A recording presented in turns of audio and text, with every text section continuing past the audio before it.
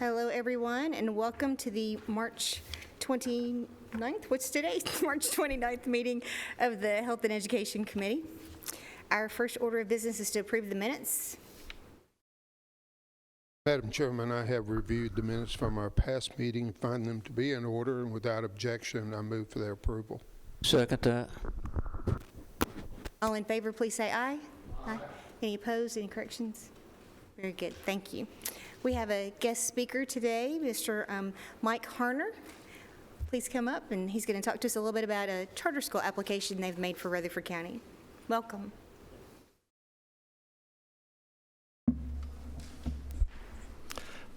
Thank you, Commissioner Ellen. My name is Mike Harner. I am the chair of American Classical Education, a nonprofit charter management organization. As many of you may know, we have applied for a charter here in Rutherford County, and I'm happy to be here and present to you what is happening there and tell you a little bit more about American Charter Education, which I will refer to, if you hear me say ACE, that's what I'm talking about there. So without further ado,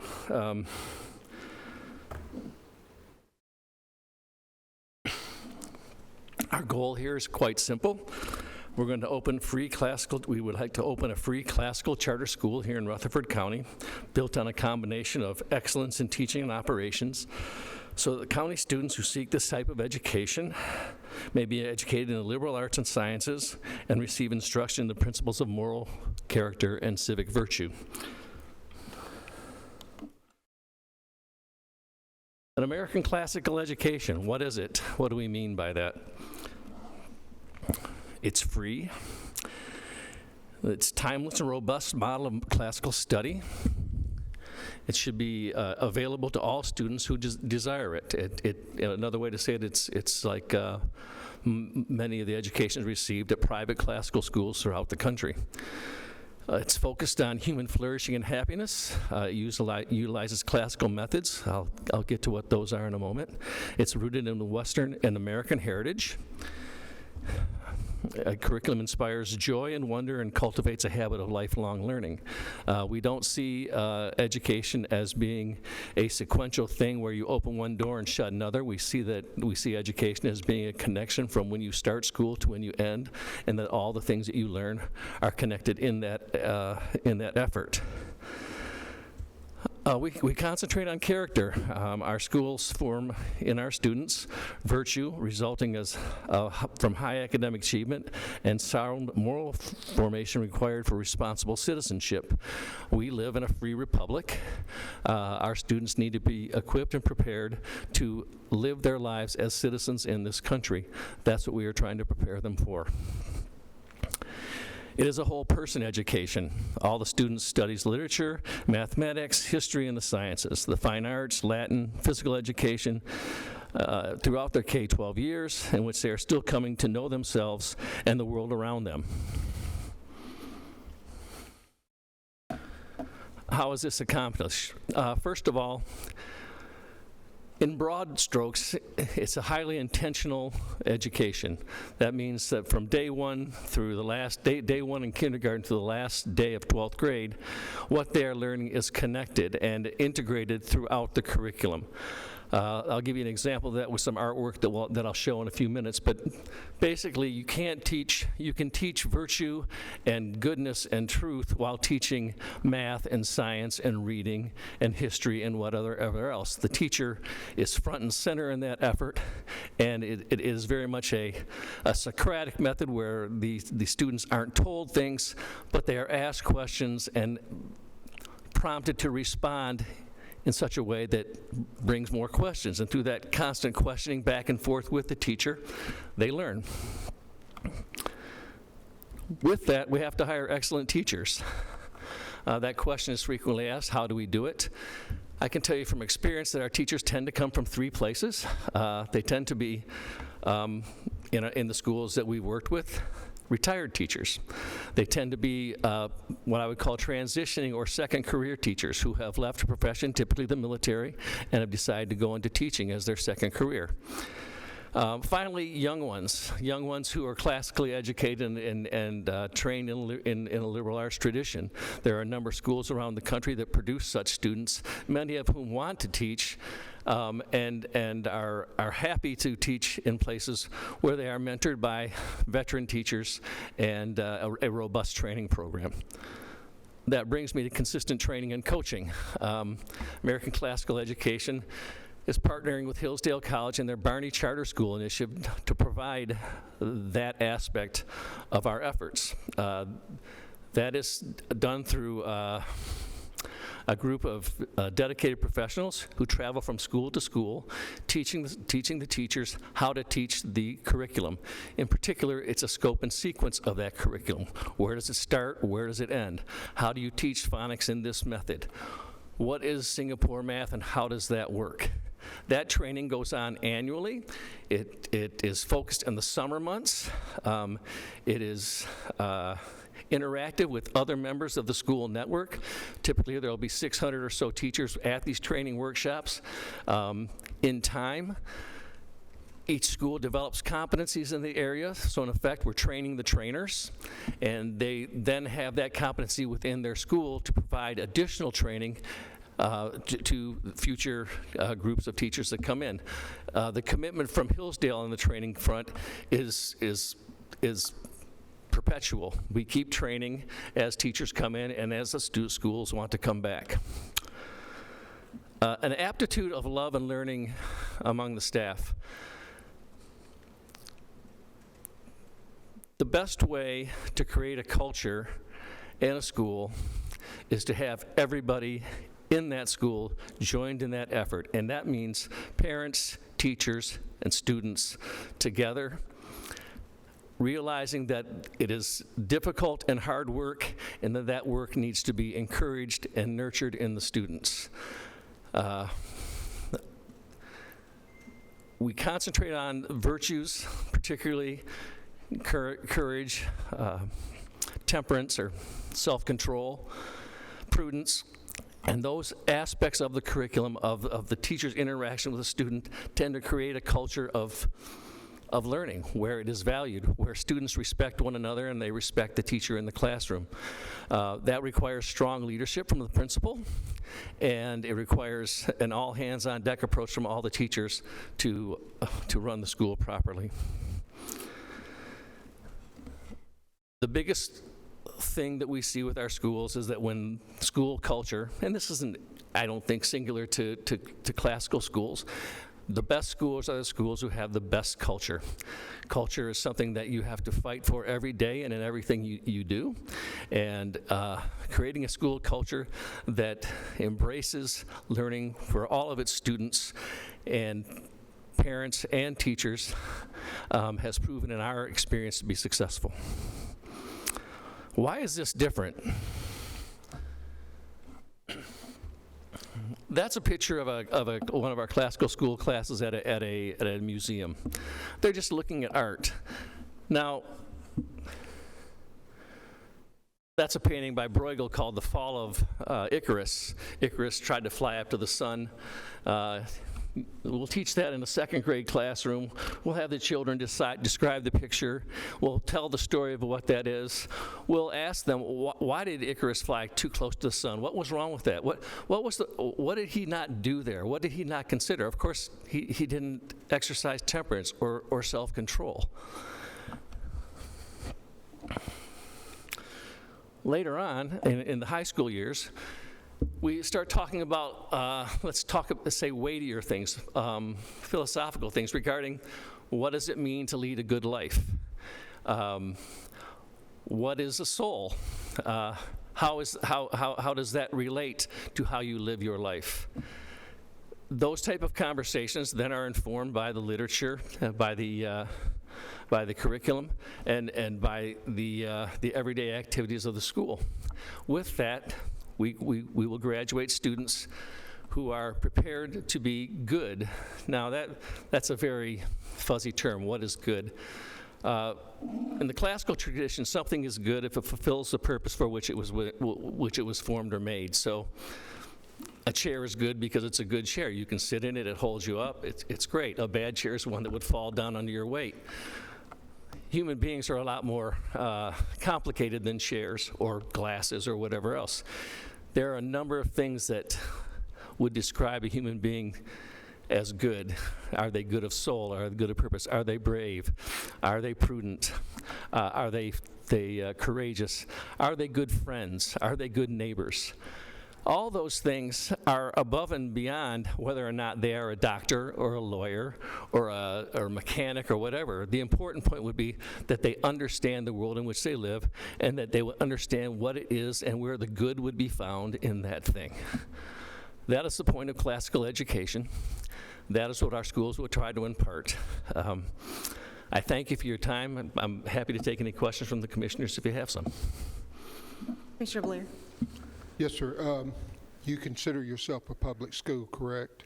Yes, sir. Charter schools are public schools. Will you be asking for waivers from the state for your charter school? Right now, we have one waiver in our application. We have no waivers for student population. We have no waivers for ESL. We have no waivers for special needs students. The one waiver we have in our application right now is we have committed that our teachers will be certified, but we ask that we have a waiver to hire teachers that we can get certified through continuing education programs. Okay, so you said no waiver for ESL.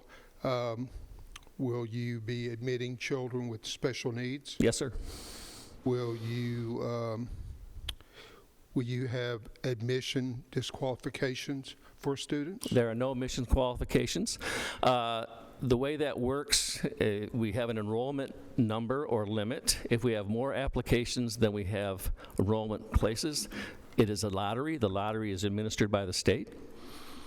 There are some exceptions made, I think, in the state law for the children of teachers in the school, and maybe for students who are brothers and sisters of students previously enrolled, but it's a lottery system.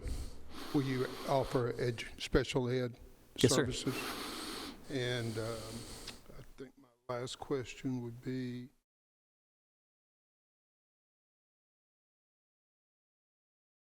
I have to come back to it. I'm having Okay. a senior moment. All right, thank you. Are there other questions? Commissioner Phillips? Yes, sir. You appear to be really clued in on the academics. How about athletics? So we would have athletic programs at our schools as they grow to them. Our school will be a K through 5 school, so the athletics will be through the physical education program. As we grow to grade 6, grade 7, grade 8, grade 9, I would anticipate that there would be athletic programs. Typically, our schools have, the athletic programs are somewhat limited. We don't typically have football. I'm not sure why that is, but typically the sports are soccer, basketball, women's volleyball, track, and cross country. This seems adversarial, and I don't want you to take it like that. No, that's okay.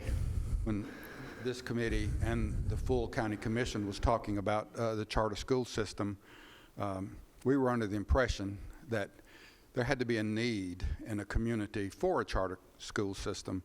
All of the virtues that you listed up there, there's an indication when you listed those that our school system is not doing that. That's not the intent at all, sir. I think every school intends to do that. I would say that we are purposeful in that. Well, what's the difference in yours and ours then? In the curriculum that we teach and how we teach it, those things are front and center in how we speak to it. I have a wife as a school teacher. I understand that concern, right? But it's not about what other schools are doing. It's about what we specifically try to do.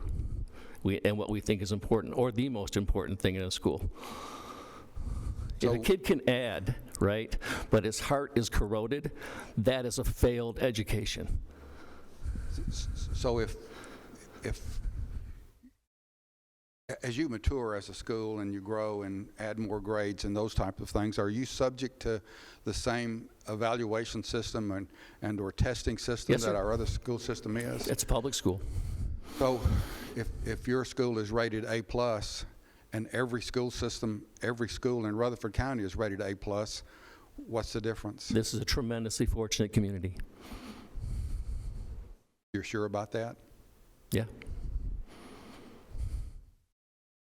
Commissioner Blair? Sure. Who has oversight over you? Depends on who we're chartered by, right? Ultimately, the school reports to American Classical Education, which holds the charter and is beholden to the state for that charter, right? So, in the end, the state. So really, though, you're over.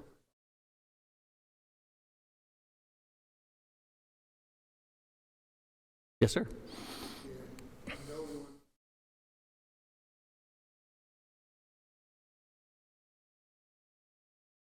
Not yet.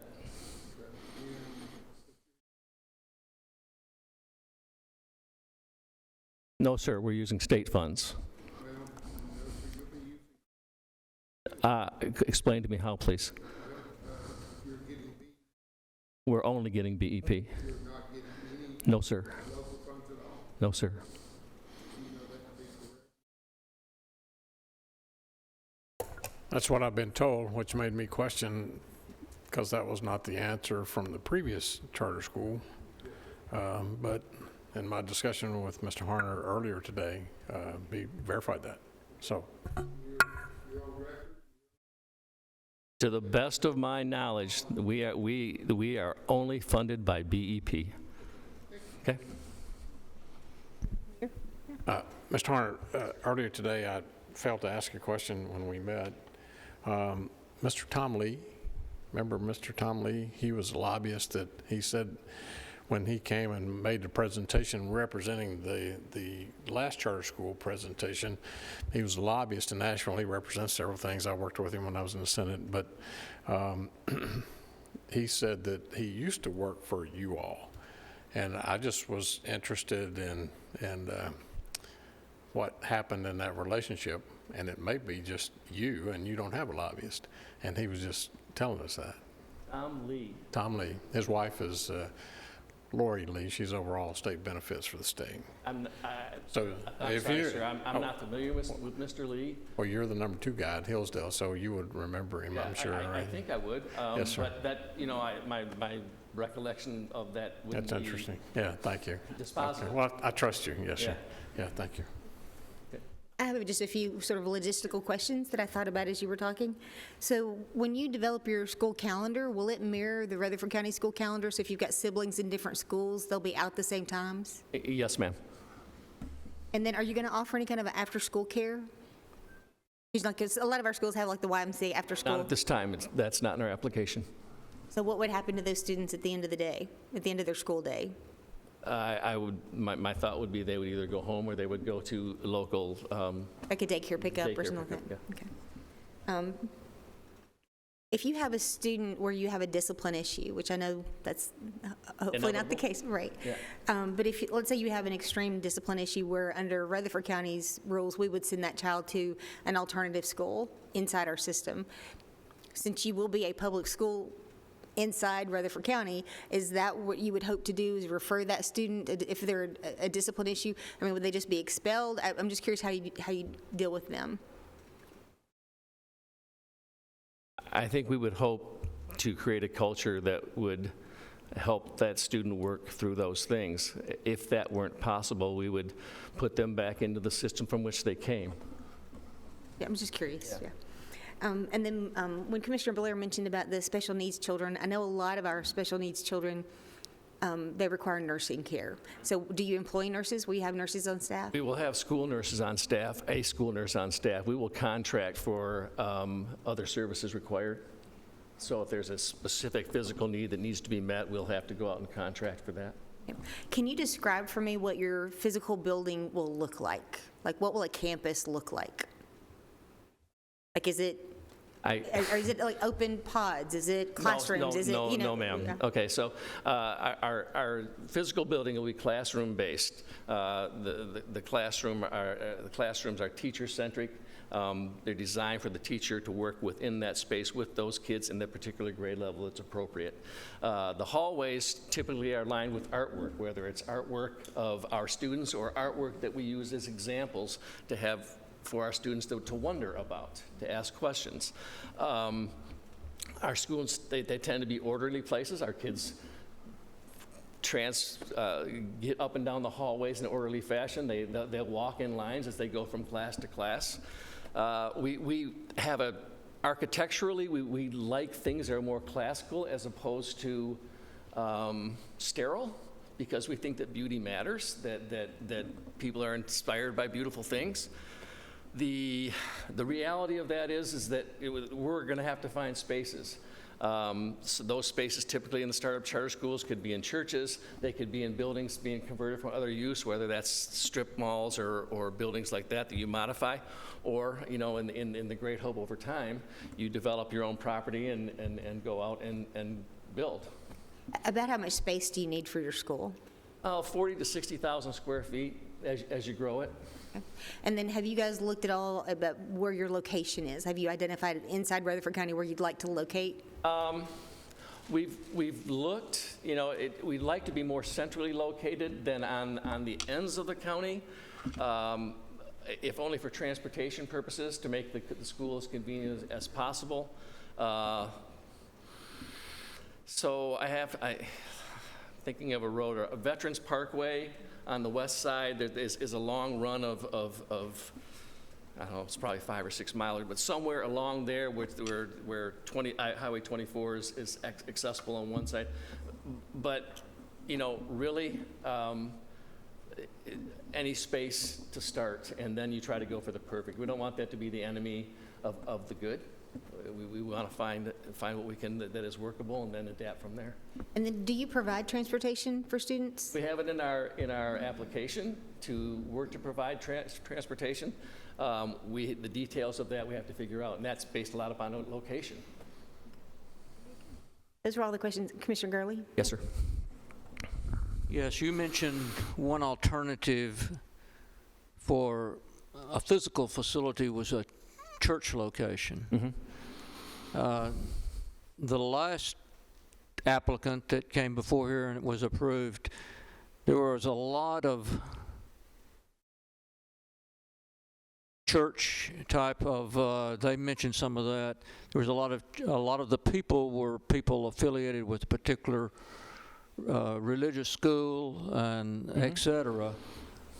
Are you affiliated with any particular religious organization? Hillsdale College, who we partner with, is a Christian college.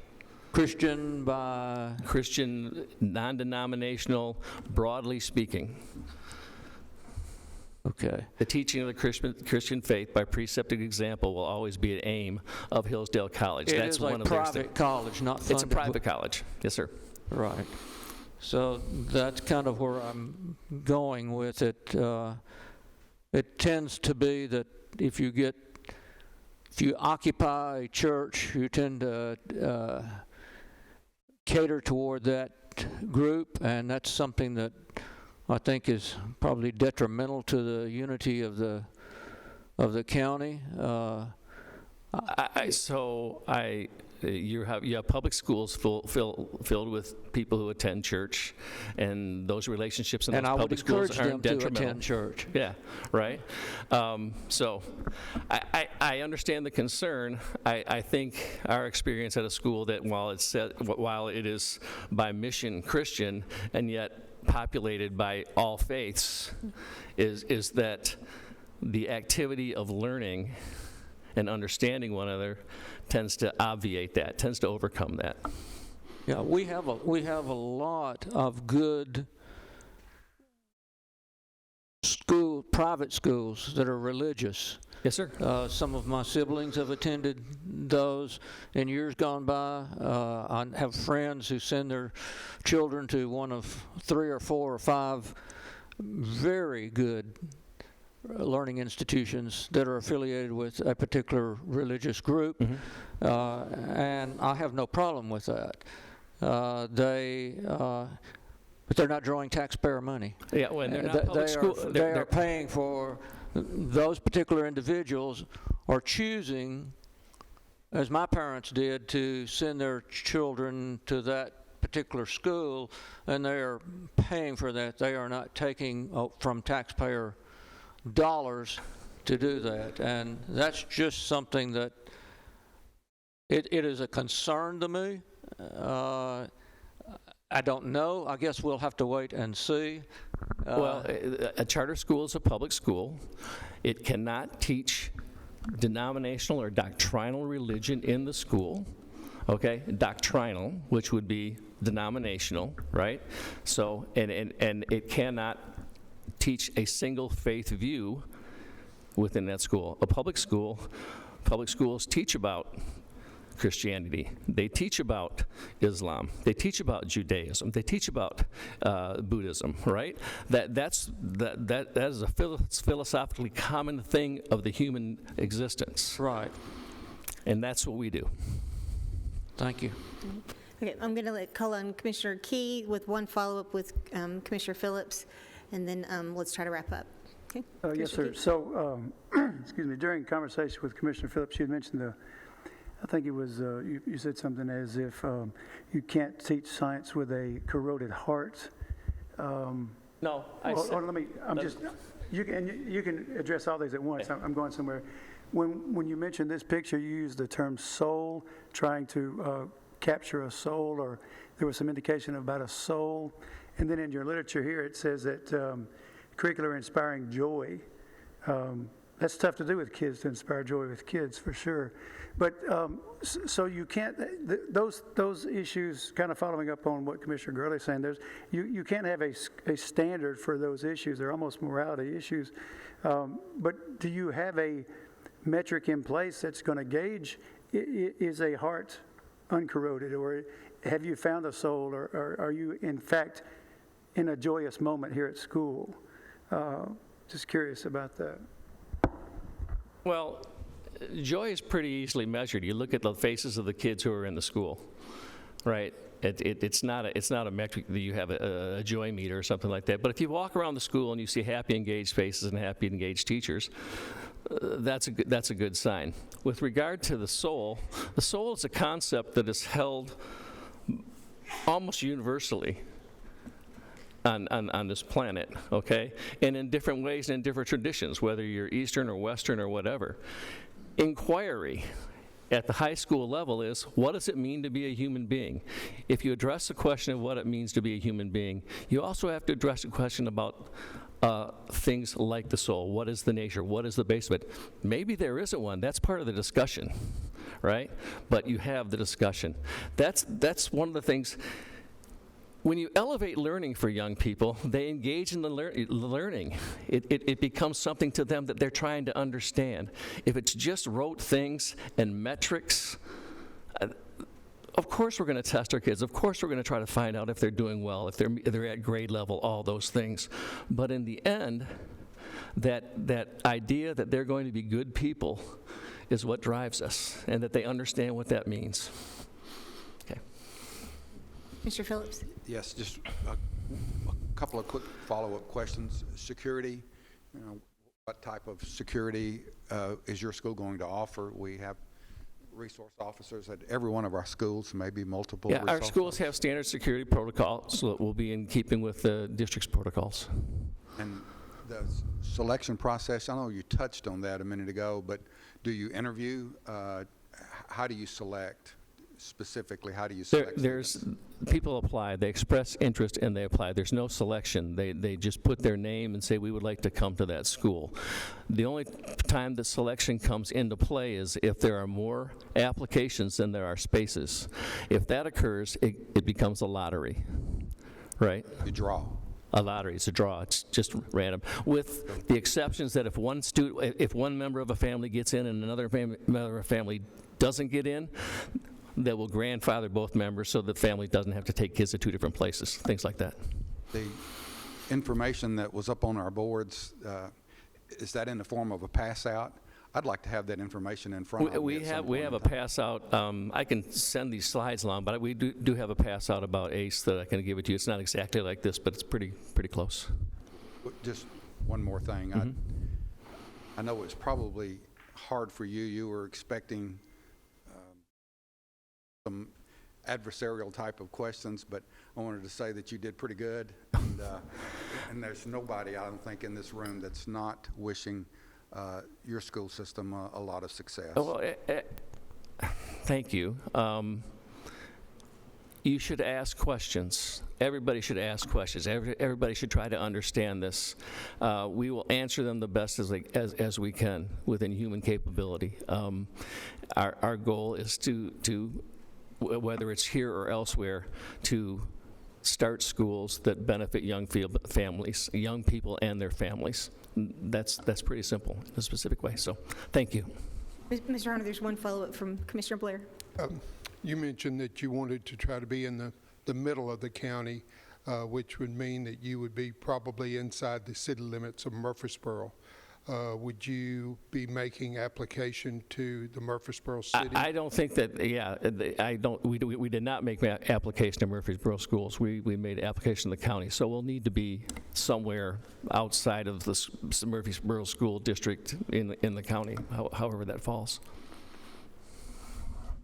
Thank you so much, Mr. Harner. We know any participation you have with this body is purely voluntary, and so we really appreciate you being here. Thank you. Thank you very much for having me, and very much appreciate your time. Thank you. Very good. All right, Health Department.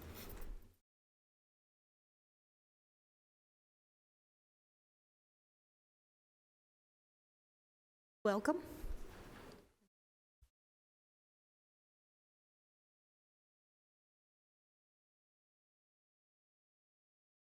Chairman Allen. Thank you.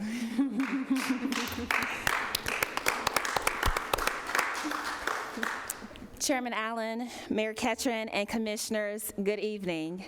Tonight I will be presenting our Health Department report as well as COVID-19 updates. I'll also be going over our Rutherford County Co-op agreement, our Rutherford County ARP funding, and our Rutherford County fiscal year budget. So quite a lot to go through, but get ready, sit back, relax, and enjoy your popcorn. So our February Health Department report, if you see it listed there on your screens, we look at our three columns once again, labeled Protect, Promote, and Improve, and we are getting back up to our numbers. I'm excited to say that we were able to have our county performance plan meeting with our regional office 2 weeks ago, and our numbers are excelling where we're supposed to be at as of right now. Some of those metrics being over 200% of where we're supposed to be currently with our numbers. Additionally, in February, we did host our community baby shower, and this was done virtually, given the pandemic and things that we're still going through. And we had our diaper bag drive-through on the 12th and the 8th of February. So our numbers continue to excel and increase as we continue to open back up services and provide them at our Rutherford County Health Department locations in Murfreesboro and in Smyrna. If you don't mind, I will move forward with our COVID-19 update. So we're very grateful to Mayor Ketron and each one of you all here on this committee for allowing us the opportunity to have time at State Farm Operations Building. So as of Monday, we will be moving back all of our COVID-19 operations to our health department located here, 100 West Burton Street. So March the 31st and April the 1st, no COVID testing will be done at State Farm Operations location. Anyone wishing to pick up a Bionex or QuickView Rapid Self-Test Kit, or anyone over the age of 16 that would like to pick up an Everlywell PCR test kit can pick them up at our Rutherford County Health Department in our lobby area.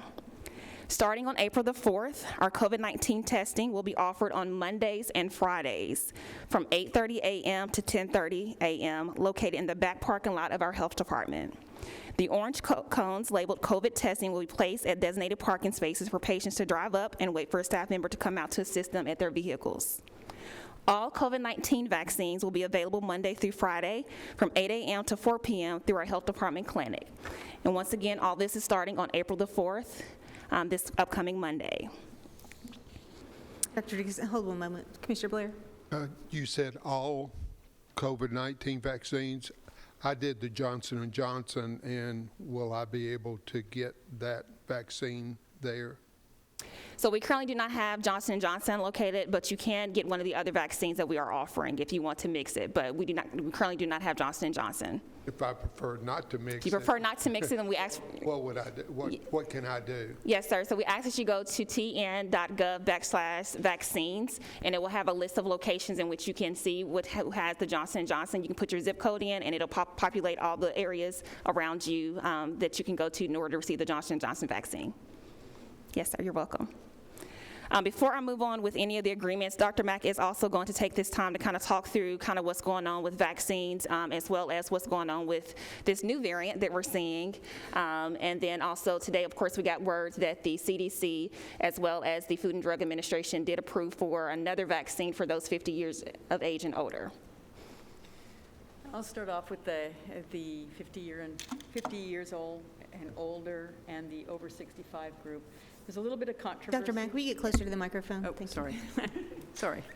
There's a little bit of controversy out there about who should get what, and the bottom line is over 50, it's going to be offered for your next booster, and it will be for folks who, certainly we strongly recommend folks who have immune compromising situations to be those folks, but anybody over 50 is what my understanding is can be boosted. The over 65 population as well, no matter what. So over 50, if you have heart disease, lung disease, or anything like that, or if you just want a booster, that will be available. The thing that's kind of interesting right now is the B2 variant, the Omicron B2 variant that's going around. It, like I heard today that Shanghai for something like 4 months hadn't had a case, and then yesterday had 400 cases of the B2 variant. So it's out there. The good news with the variant is if people are vaccinated and boosted, it really is a fairly mild infection should they contract it. So bottom line is people with comorbidities and over 65 population should strongly consider getting their fourth booster, or the fourth shot would be the booster, and just continue. I think you have to continue watching and listening because there's a lot of controversy right now from different groups about who should get what. So it gets a bit confusing, but over 50 boosters been recommended, over 65 more strongly recommended. Any questions for Dr. Mack? Commissioner Phillips? Just one. Those are available. The fourth shot is available now. Yeah, that's a good question. Not at our health department currently. We are hopeful to be able to get those recommendations and get the scopes for that this week. Yeah, we're just waiting for the. So possibly next week. Possibly next week. There'll be some Yes, information that comes out. I know you've indicated here Monday through Friday. Is it best to call and say what's the best time to come in, or just show up? We're going to have, our staff is going to be prepared for individuals to come in. So Monday through Friday, you can it'll be walk-in basis. So there may be, of course, a little bit of a wait time depending on how many people come in at one time, but we are going to. Thank you. Any more questions for them? Okay, before we move on to the other items, let's go ahead and approve the report. Move to approve. Good. All in favor, please say aye. Aye. Any opposed? No. Thank you. All right, you may continue. All right. Just three more things. So the next thing I would like to draw your attention to is our fiscal year 22 Rutherford County Co-op agreement. So this agreement is between the Tennessee Department of Health and Rutherford County government, and entered into this first day of July 2021 between the Tennessee Department of Health and the Rutherford County state. And this is a co-op agreement that is being done annually. And on the co-op agreement, it states that the county agrees for a total appropriation of $860,248 to support the Rutherford County Health Department, and then the direct local funds as well as the appropriations for the county shall be billed. And then the state agrees to $2.9 million to support the Rutherford County Health Department in its written request to provide reporting expenditures for all revenues. And so once again, this is our co-op agreement that is done annually between the Tennessee Department of Health and Rutherford County. And like most state contracts, it always is late. Thank you, yes. I move to approve. Is there a second? Very good. Since this involves money and it's a contract, let's go ahead and take a roll call.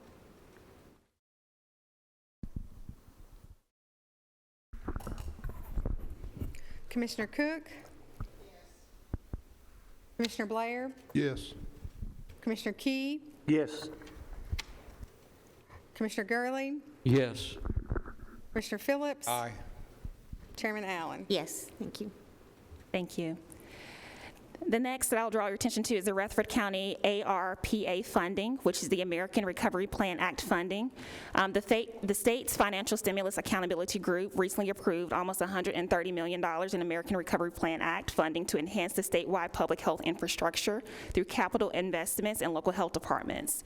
So through an internal assessment, the Rutherford County Health Department, with the support of our Mid-Cumberland Regional Health Office, highlighted projects that are believed to be in the highest priorities. And so you have those listed there in front of you.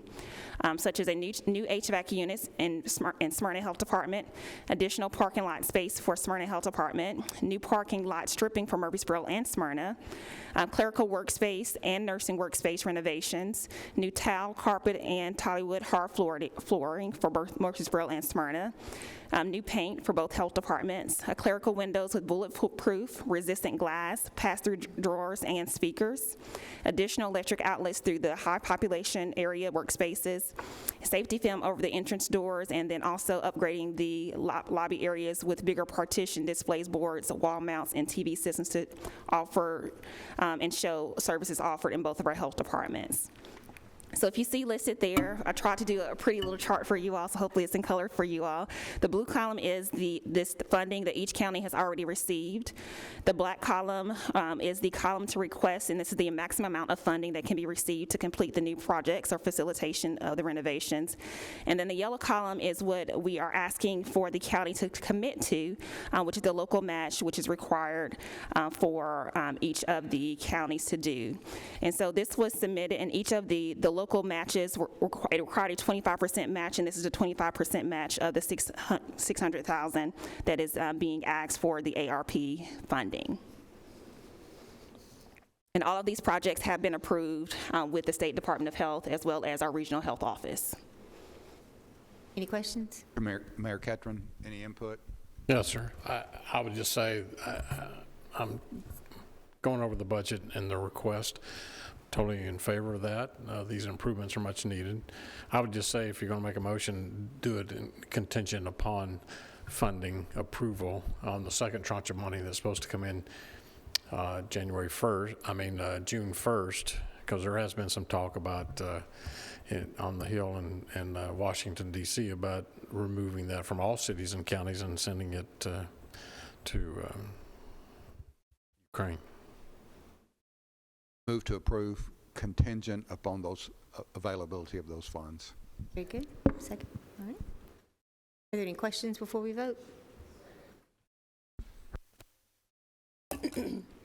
Commissioner Blair? Yes. Commissioner Key? Yes. Commissioner Cook? Yes. Commissioner Phillips? Yes. Commissioner Gurley? Yes. Chairman Allen? Yes, thank you.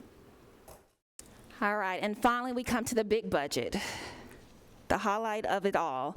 So if you will look at our Rutherford County fiscal year 2022-2023, before you we have three of our departmental funds, starting with 55110. So with this is our local health center funding, and so we have three areas in which I would like to draw your attention to. So line item 55110-140, which is salary supplements.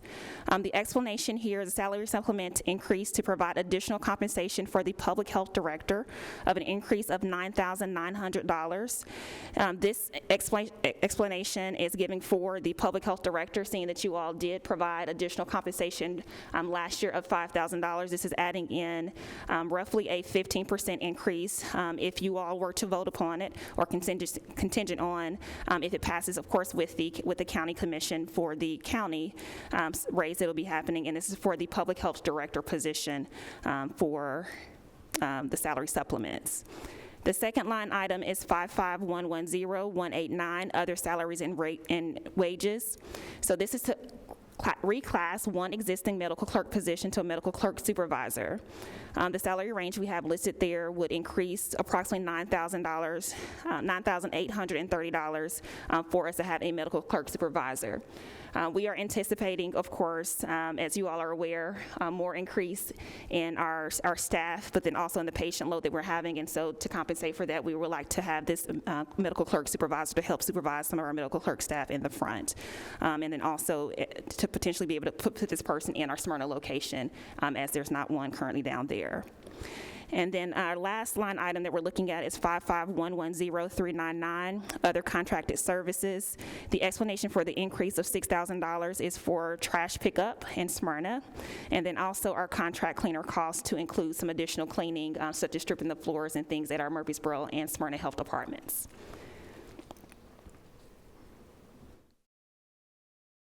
Questions? Mayor?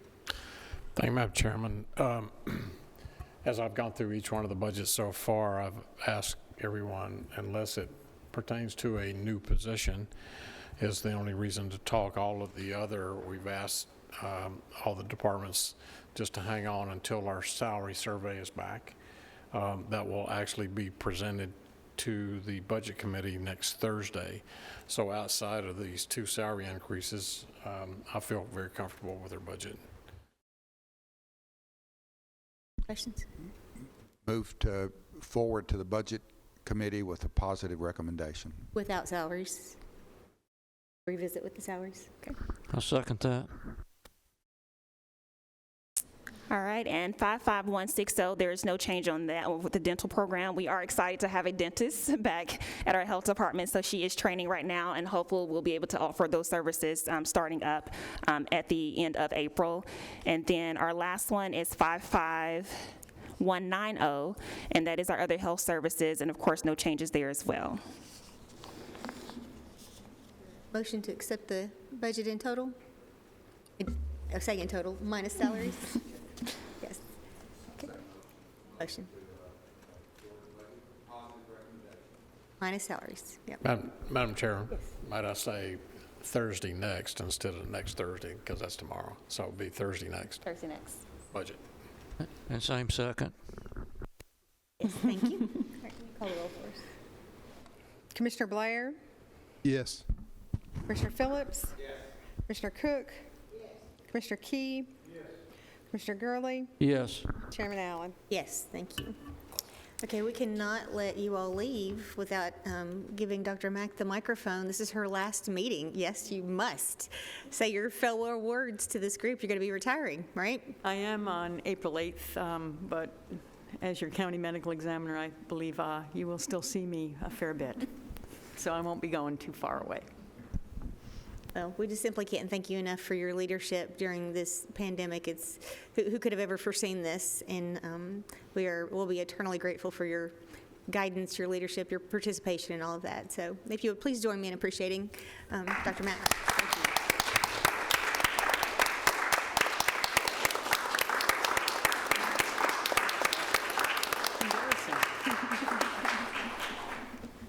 Thank you. Thank you. Thank you. Thank you, Doctor. All right, very good. Okay, community care report. Mayor, you got anything? Community care, we are, next board meeting, we'll be discussing the daycare facility. We're meeting with the state about financing as opposed to coming through the county commission. The state has a very attractable rate, and we're looking forward to that. We are finished with phase one. I believe on the first wing, it's totally remodeled, and the board has decided to go to a separate contractor on phase two and phase three. It's taken 2.5 years to finish one wing, and I think COVID was devastating to the company out of Gallatin that we were using. He lost all of his subcontractors, so it made it very difficult for him to keep up. So we've turned that over to the PBA, and Mr. Pickelsheimer is the architect on the job, and he'll be looking and seeking a new contractor to finish phase two and phase three on that facility. That concludes the report. Any questions about community care? I'll entertain a motion to accept the report. All in favor, please say aye. Aye. Any opposed? Yes, Commissioner Key? Not an opposition question, Mayor. Will the garden be back in service this year? Mr. Beaudry? Take a microphone. If you're going to answer, take a microphone. I know that was a popular item in the past. Last year we had Riverdale, and they came and planted in a big way, and then we had to take out some inmates to weed it. That's correct. We've coordinated with Riverdale Ag, and they were fixing the tractor. That the community care actually has a tractor out there, and it's been sitting for quite a while. Back when many years ago, they used to have the garden all the time. The ag department, they were trying to repair it, and they've realized there's going to be some pretty good size repairs to make it whole. So speaking with David Zach, who's the administrator over, and with Tanner, who's the administrator over at the home right now, we decided, hey, just for budget purposes, we would just have them lease, just rent a tractor just to turn the thing and get it ready. So to answer your question as far as that, yes, that's the goal, is to have that garden turned and start planting something here in May, early May or late April. The other thing is then, of course, let the community know that one thing that they're going to need is, if a business would like to sponsor the repair of that tractor for the long term, that would be something that we'll be discussing. And as far as their budget, the mayor's, they've got a budget calendar themselves, so they'll be preparing the budget here soon, but just sending it to the board, which will come up here. Special projects, that was Ms. Jolly. She's not with us tonight, but she always forwards that to us in advance. Are there any questions on the special projects report? I think it was pretty standard from last month. If there's no questions, I'll entertain a motion. Move to approve. All in favor, please say aye. Aye. Any opposed? Very good. Thank you. School board, welcome.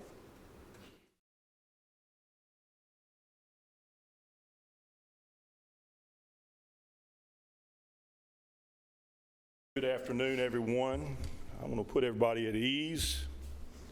My heart is not cluttered, and my soul is safe. So without further ado, I'd like to go over two amendments we have. First, one is 141. This amendment budgets for additional appropriation for state pre-K grant funding that was awarded to Rutherford County for the current fiscal year. This additional grant award will fund additional pre-K teacher and an EA at both Christiana Elementary and Wilson Elementary schools, as well as fund pre-K instructional supplies and other pre-K classroom equipment. The amount of this amendment is for $177,411 to budget into the additional pre-K grant funding. Any questions on the motion? Move to approve. Second. Very good. Commissioner Key with the second. All right, will you give us a roll call?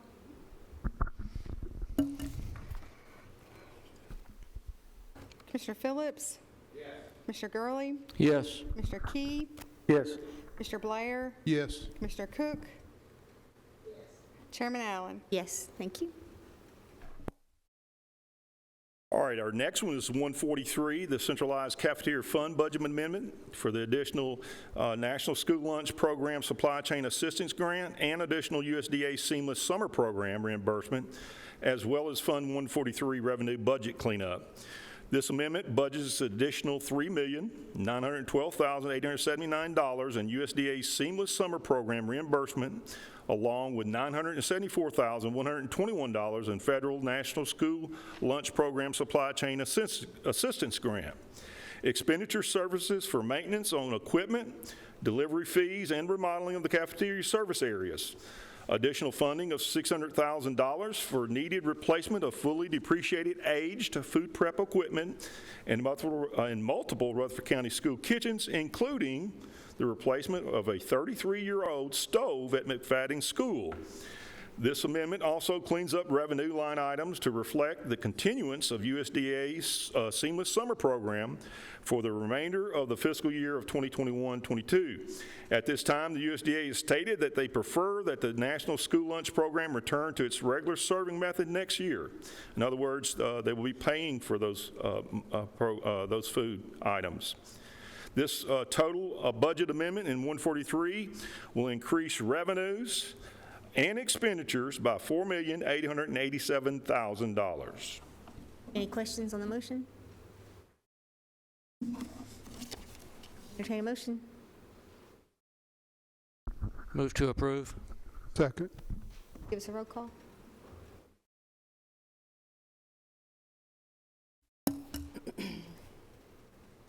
Commissioner Cook? Commissioner Blair? Yes.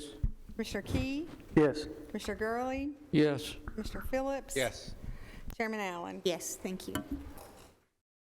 All right, next is our facilities 5-year program. On Tuesday of February 22nd of 2022, the 5-year building program was approved by this committee in concept, and the funding for the design was also approved.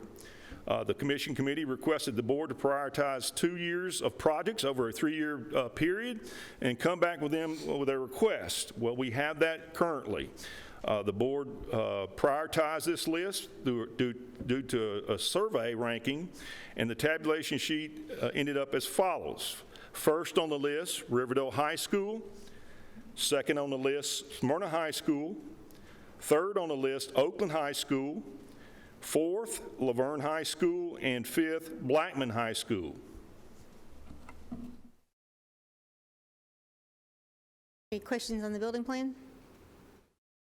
Just, I remember them being 4 schools instead of 5.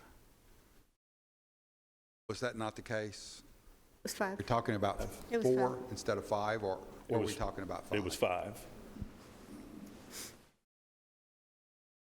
There's some question about the priority list, that Oakland was higher on that list when we did it, when the school board did it, and then did it a different way, and Oakland fell down the list. The process I think that we're talking about tonight is approving maybe 2 of the schools along with the engineering and architectural design, those type of things. Let me say that Oakland High School is in my back door, and it's also in the city of, within the city of Murfreesboro. I have a hard time separating Oakland and Riverdale. I have a hard time doing that. There's a safety issue at both of those schools that have existed beyond the building of additional high schools. And I have a difficult time separating those 2 schools. I know that Smyrna has a strong need. They have 15 portable classrooms. I understand that. I also understand that the area around Smyrna is growing by leaps and bounds just by being intimately involved in the planning process. But I also know that with the study, I think, that's out there, there's going to be some dire needs into the county that Oakland services. Las Casas is growing, approved, if I'm not mistaken, a little over 300 new lots this week. I have a difficult time, really a difficult time, separating those 2 schools, and I also have a difficult time leaving Smyrna out. I don't know. Excuse me. If I could Mr. add something, Commissioner, If you it's been thought out if perhaps if we did, put out an RFP for 2 of those designs and see what the cost would be, and if it comes in under what we're estimating, maybe come back for that 3rd one. Commissioner Gurley? Yes. Well, I have to disagree with my fellow commissioner over here about the growth. 300 lots, nothing compared to what's being done in Smyrna. It's being done by the thousands of lots in Smyrna. They don't even count it in the hundreds anymore. So whatever we do needs to relieve. Smyrna, I think, is a must. And whatever other school is going to relieve. We know right now that this year we had portables moved to into Stewart's Creek. I knew at some point in time we might see that, but not this soon. We're not even 10 years into operation of that campus, and we're already getting portables to both the elementary and the high school. So I'm not sure how exactly these were ranked, but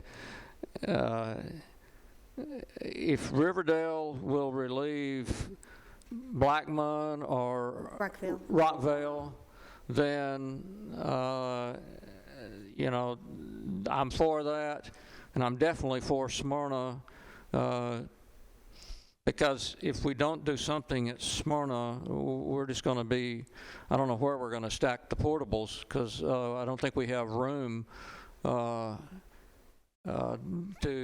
put portables. Maybe we put them on the football field, on the new turf. But we don't, there's just physically not the space there for the portables unless we, once again, put them in a parking lot. So I see Commissioner Phillips' sentiment, and I can't blame him for strongly advocating for his neck of the woods, but right now, to me, Oakland has to be down on the list because there's just not the north and southwest portions of the county are those that are growing at a rapid rate. At some point, we're going to have to come back, but right now, I can see going for 2 schools, and then, like you said, when we get the bids back, if we can do something then and we see how finances are, Can I answer then your we can question? look at that. Yes. I think you had a question about how this was tabulated. When we first brought these over, we brought them over as 5, and that's the reason why you guys asked us to have the board prioritize them. Well, when Mr. Lee sent out his survey, he used the number 5 as the greatest need, 4 all the way down to 1. That's how this was tabulated. Mr. Lee had, But who did that tabulation on whose greatest needs? I mean, who gave the input to that? It was our board. Our board, he surveyed our board, sent it out, and 5 was the highest need. So this is in the mind of the boards. Yes, this was what the board came up with. Okay. Commissioner Blair? When 5 schools were proposed, I think we all probably had a little bit of heartburn because of the expense and what it would bring as far as a potential tax increase down the way.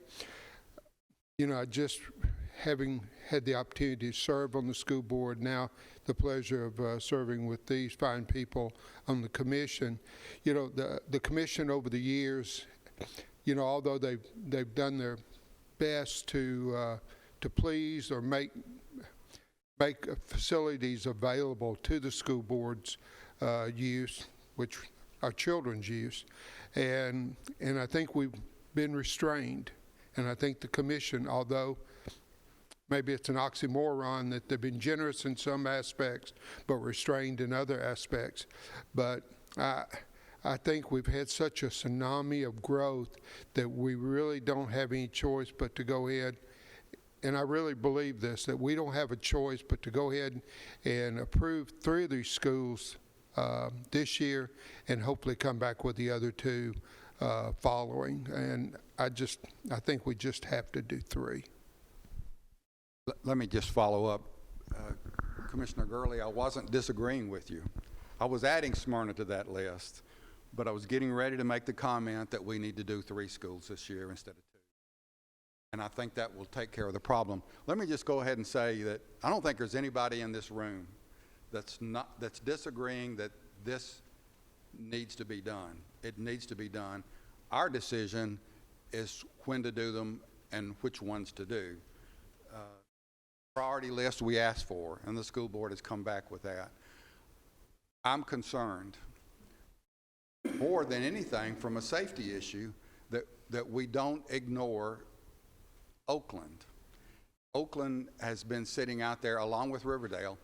Number one on that list is Riverdale, and that has to be done, absolutely positively has to be done to relieve Rockvale. But I also think that Oakland has to be done at the same time, strictly from a security perspective, plus also my knowledge of the rapid growth that's happening on that end of the county, and I agree that it's happening on Smyrna. So if there is a motion that needs to be made, what Commissioner Blair said could be put in the form of a motion, and I would suggest that we look at 3 schools this year instead of 2 schools. Well, can I give you a piece of information before we do that? And it's really to follow up on something Mr. Spurlock said. I said, can I give you a piece of information before we make a motion? And this follows up on something that Mr. Spurlock said. We don't know how much these schools are going to cost. So to say that we're going to fund them, we're basically writing a blank check. So really, the motion that needs to happen in my mind is that we need to make a motion to do the design and then agree to release the design for bid. And then when the bids come in, then we come back and we decide what can we fund. And that's the responsible thing to do. Otherwise, we don't know what we're funding. We're doing this on a guess. At the same time, the school board has hired a consultant to come in and look at a massive rezoning.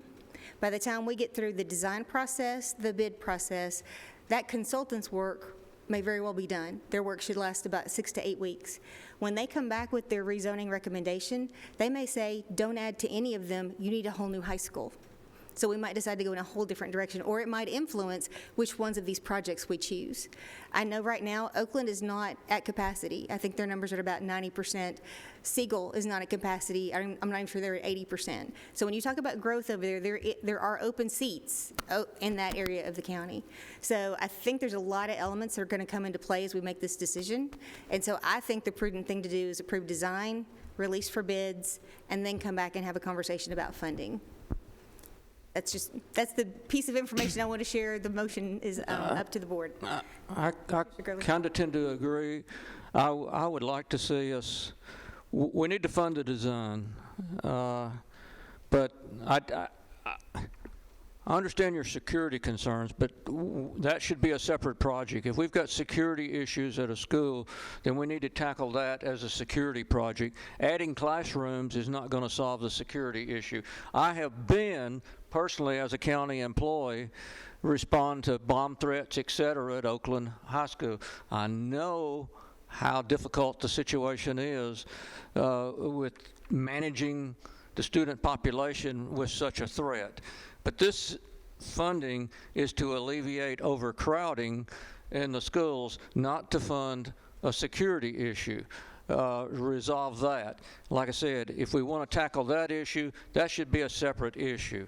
So my motion would be to fund Riverdale and Smyrna with the design for the other 3 schools. You want to fund construction not knowing what the price is going to be?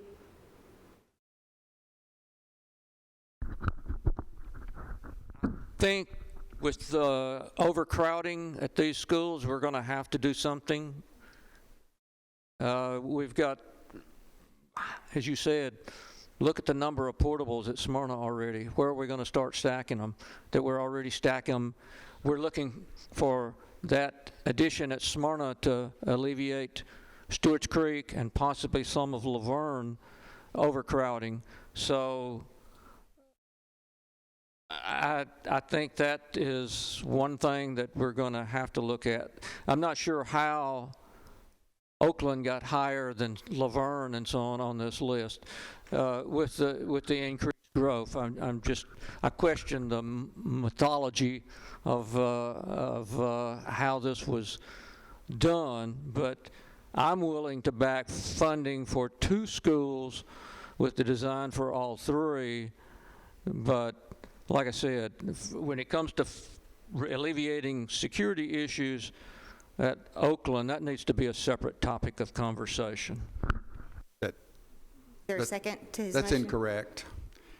We The need- addition we- at Oakland would solve We need to have a second. security or- problem. We need to have a second, or this motion needs to die for lack of a second. Is there a second to the motion? Okay, motion dies for lack of a second. Commissioner Phillips, would you like to say something? Disagreeing with what Commissioner Gurley said, and I think we've been up here for a number of years, and this is the first time we've ever disagreed with that. But I am agreeing that these schools need to be done. All of them need to be done.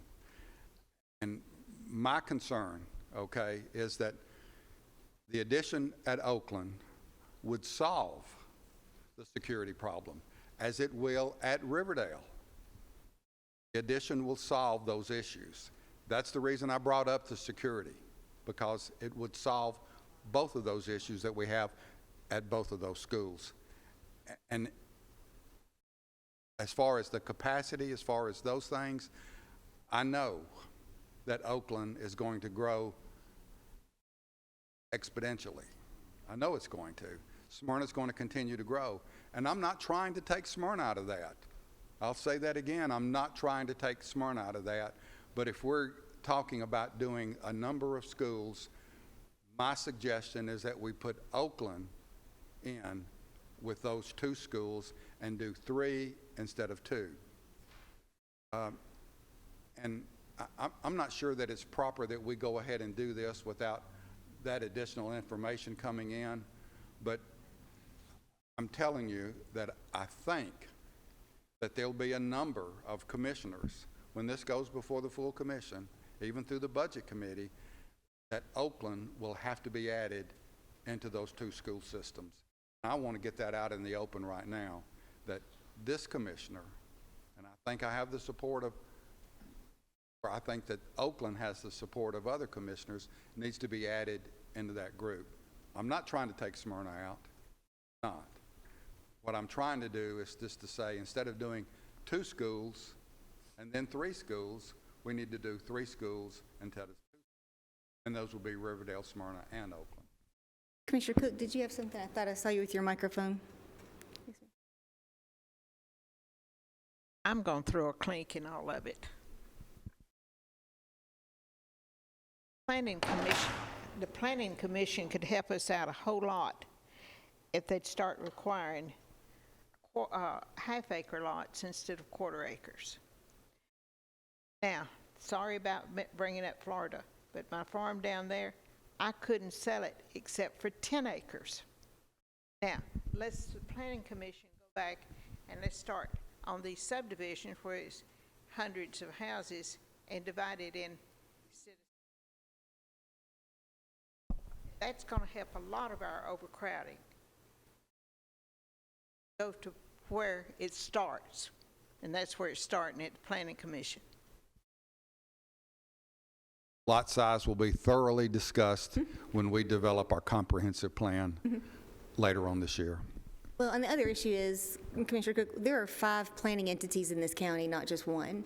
And so you would have to get each of the municipalities on board with larger lot sizes as well. Otherwise, if it's only just the unincorporated area, it's not going to have as big an impact as we really need it to. So I understand what you're saying, but lot sizes are going to be determined by each individual planning commission, not just the unincorporated area.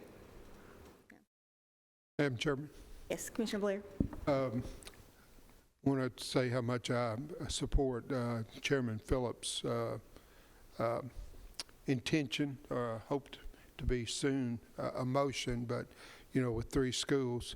But as far as what you were alluding to, as far as the design and the getting bids back, what kind of time frame did you have in mind that this would occur? I mean, that's never driven by us. That's driven by the design firm that the school board hires and the contractors, how they respond. So those things are going to happen regardless. once we do the design, that design can sit on the shelf and we can pull it back off whenever we want. So it's not wasted money to do the design.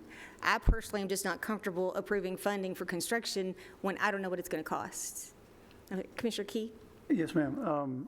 So what I'm understanding is that we sent the school board these 5 and said pick 2, which they did. We just asked them to prioritize. Right. Right.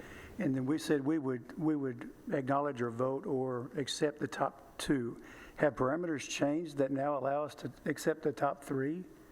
I mean, is it just arbitrary that we can say, okay, well, let's go 3 now? We did do 2, but what has changed here? What's the feeling here that's changed that allows us to do this? Is it money, or is it school, or is it who yells the loudest about the third one, or why not 4? It was who was loudest about the third one. That's exactly what happened. I'm not sure the motion last month, if that's when it was, Rod, was to do 2 schools. It was a suggestion. It was an example. That's right. We said engineering and 2 schools and then 3 schools. Just as an example, it wasn't a motion. We did say, because I went back and reread the minutes, we did say that we approved the funding for the design with internal funds that they had at the school system. They would need to come back with a fund transfer so that we can then send it through budget to act on that. But we approved design funds last month. We just didn't advance it to budget. So if you want to act on that, we can act actually on last month's motion, ask Doug to bring to us an internal fund transfer so that they can use internal funds to do the design on all 5. Commissioner Blair, you had something? Oh, okay. Correct me if I'm wrong, Doug. So you wouldn't, because you wouldn't have done the internal transfer without bringing it back through budget, would you, or did you? Okay. But you understood that. So I went back and reread the minutes just to make sure that I was clear on that, that's how we voted last month. That's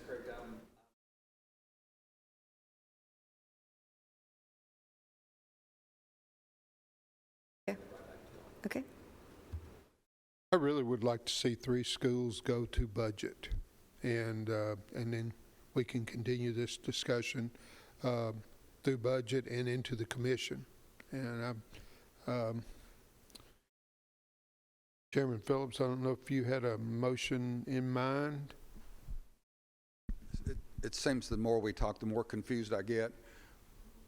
I don't mind waiting to get cost estimates, and I don't mind waiting for all of the architectural and engineering to be done. I don't mind waiting that. But I want to emphasize the importance of doing 3 schools instead of 2 schools. I don't want to leave out Smyrna, but I sure don't want to leave out Oakland either, because I know the need and what's coming at Oakland. Just look at what happened once again out at Rockvale. Who knew that that new school would be overcrowded in a matter of a couple of years? So Riverdale has to be done. I think Smyrna has to be done. But I cannot leave out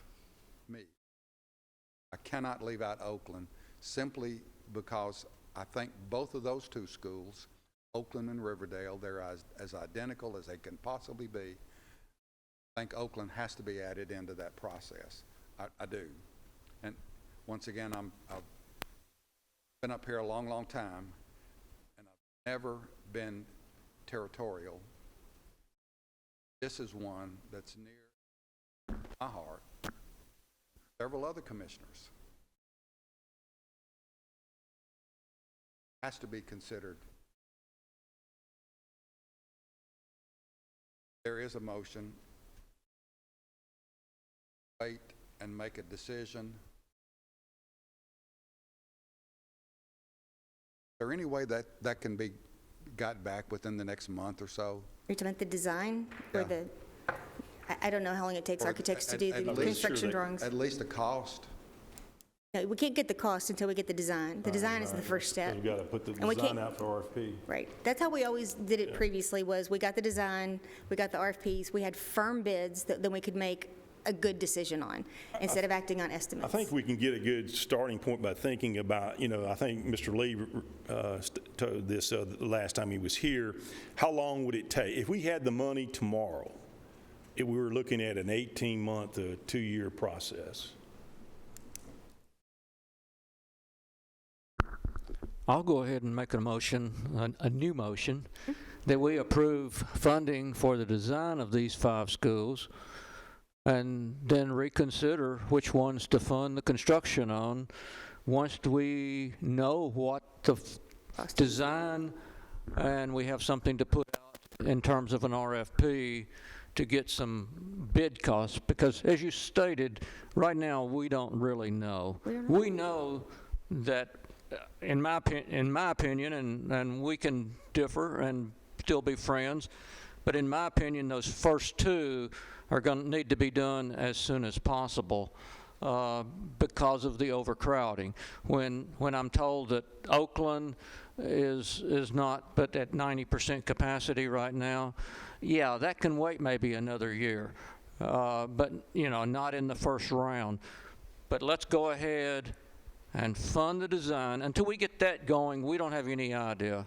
That can move on, and then we can come back 2 months, 3 months, whatever it takes, and put that in and take a good look at it. And some of us may or may not be here by the time we get around to that. Some of the school board members may or may not be here by the time we get around to looking at that. So this is an election year, and the whole dynamics may change in the coming months. That's a possibility. Who knows? And so, we've got to get the design going in order to get it out to contractors in order to know what it's going to cost us. So my motion is to fund the design for these buildings and then reconsider the funding for the construction at a later date. Is there a second on that motion?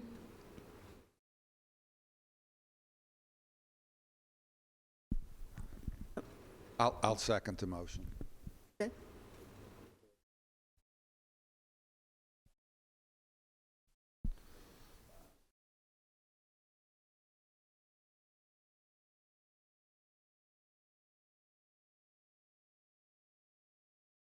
Point of clarity, Madam Chairman. Yes. Okay, I'm trying to wrap my mind around how this really helps us, because without an RFP and the bids, how are we going to know how much it's going to cost? We have 5 high schools here. Riverdale and Oakland are similar. Smyrna and Laverne are similar. Blackman isn't like any of the other 4. And I'm not sure how sitting on our hands right now really helps us. I really think we're better off to just go ahead and go forward and relieve some of this crowding. And I could talk. I was involved in a number of zonings, rezonings in my time, and I think the expansion would just help the entire county by having all 3 of these schools completed as quickly as possible. But you can't start building until you have a design. You can't, and until you have a design, you can't put it out to bid or for an RFP. I mean, that's just normal engineering process. I spent many years of my life doing that. And until you do, you can't put one step in front of the other. And so you've got to know what it's, as you stated, 2 of these are alike, 2 of these are alike, 1 is an oddball. The design is going to be different. There's going to be 3 designs for these 5 schools. So those 3 designs are going to run into different contingencies. Where is the electrical? Where is the water? Where is the sewer related to this new addition? Each one of those is going to cost a different amount of money. So you can't go out until you know what that is. You can't go out for an RFP and know. It may be that one of these, 2 of these that are like, one of these designs may cost 25% more than the other design, just due to the location of existing facilities. So to me, it makes sense to go ahead do the design, and know where we stand, what are we going to have to relocate? Are we going to have to relocate sewer? Are we going to have to totally relocate electrical? What are we going to have to do? Until we know that, a contractor can't even come close to giving a bid on it. It may cost $30 million, it may cost $40 million. And so let's get on. Those things have got to be done anyway.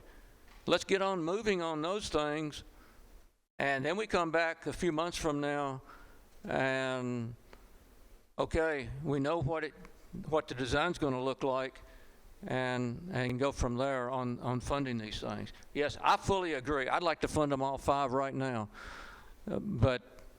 And probably within the next 2 years, we're going to have to fund them all 5, just from the growth in this county.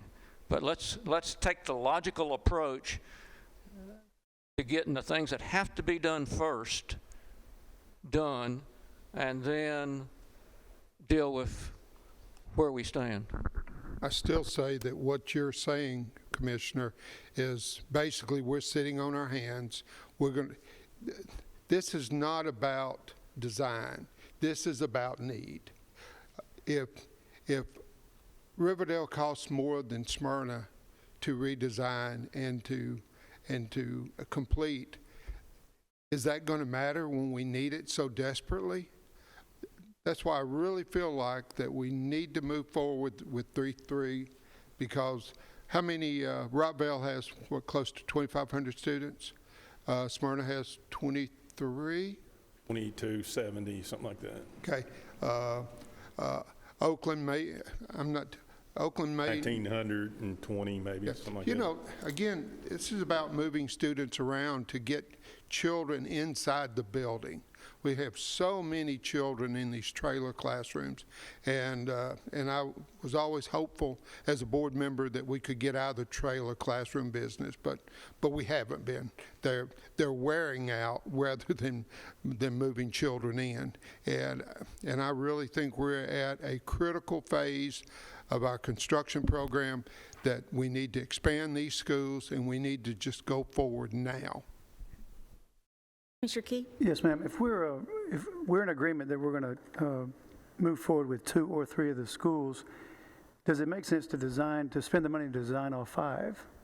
If the 3 are going to be done now, and then 2 to 3 years later, perhaps there's changes in the design, or there's going to be implementations of something new that comes along, would it not make sense to wait and pay for the design then of the other schools that are going to be affected?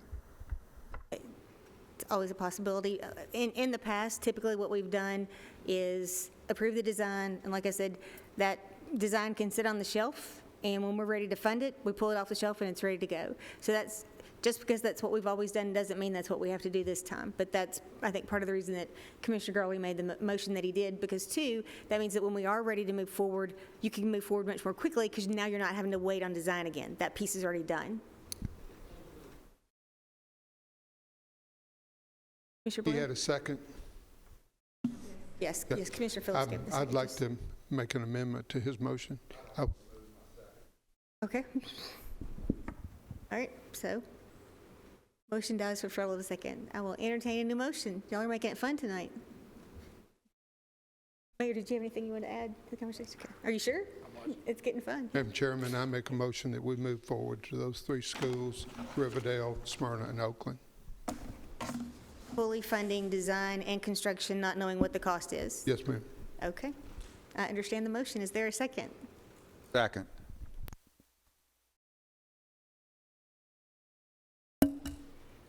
Commissioner Cook? Commissioner Blair? Yes. Commissioner Key? No. Commissioner Gurley? No. Commissioner Phillips? Yes. Chairman Allen? No. Motion fails for a tie. Did you have something to say? Okay. All right. I'll entertain a new motion. Anybody got anything? I think it's important we get moving on these projects. I think within the next 2 years, we're going to fund all 5 of these schools probably. But we cannot fund any, we cannot build, lay a single brick or block until we know what it's going to look like. If we delay that, then we've delayed the end time of when these schools can be occupied. We've delayed the occupancy.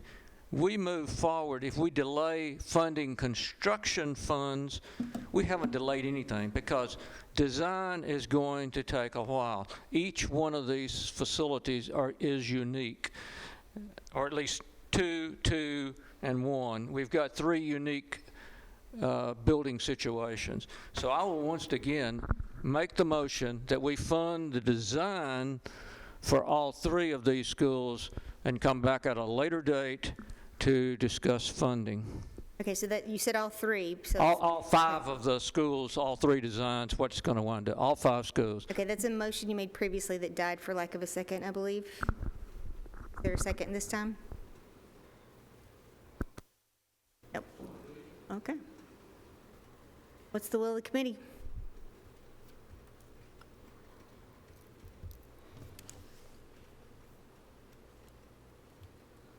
Mr. Phillips. I believe most of the funding is already available for the design work, so we need an approval to do that, correct? And I think that's what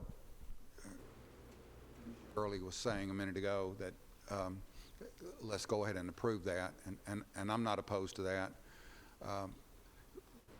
Somehow, some way, the design work for Oakland and Riverdale will be pretty similar, will be almost the same. Is that correct? Just a little bit of tweaking about what Mr. Gurley said about the utilities. But pretty close. I'm not.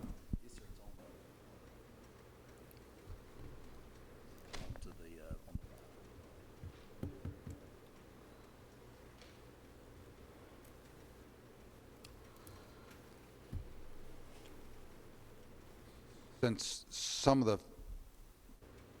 most of the funding is already available and all we need to do is approve it, it would be my motion to approve those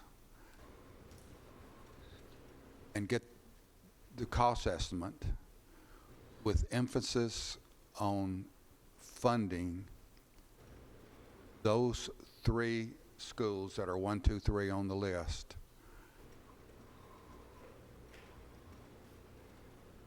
During phase 1. So your motion is different than Commissioner Gurley's in that you only want to fund design for the first 3?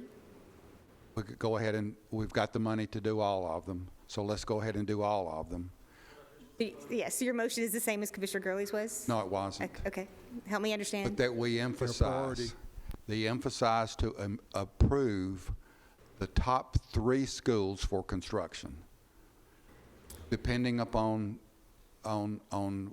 what my motion is different from Commissioner Gurley's, and it's different from Commissioner Blair's, in that we don't fund those 3 schools, but that's our intent, is to fund those 3 schools during phase 1. And then the other 2 schools, which are Laverne and Blackman, during phase 2. Second. Does everyone understand the motion?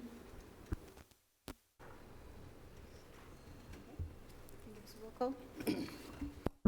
If I'm No, sorry, wait a second. Yes, if I'm clear on this motion does not approve any funding other than for design. It only it does not commit it this only body. approves intent.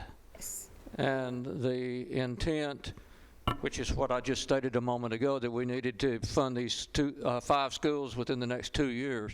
So I really don't see any difference in the motion, other than we're just saying we're going to make an intent to do this, which intent can be unintended. I think that was for the record. That was he wanted that mentioned for the record. I mean, if we want to go on the record, that's fine. But we are committing this body to approving funding for design for 5 schools. that's what we're financially approving, is funding for the design of the 5 schools, which is what I made the motion for a moment ago. But the emphasis is to prioritize 3 schools instead of 2 schools if it's at all financially feasible to do that. So that's what's different about the motion, is that we want to prioritize 3 and 2 versus 2 and 3. Those 3 would be Riverdale, Smyrna. Everyone clear on the motion?